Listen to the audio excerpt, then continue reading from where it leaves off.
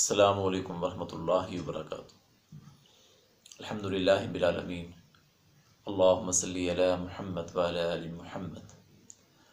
رمضان المبارک کے احکام و مسائل کے متعلق ہماری بات ہو رہی ہے۔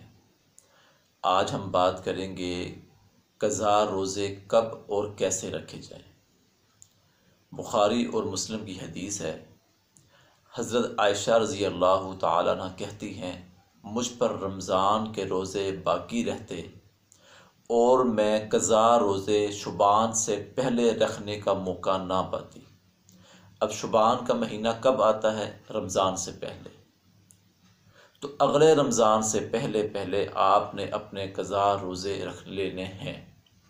یہ ہے جی کہ قضا روزے کب رکھ سکتے ہیں اور کیسے رکھیں۔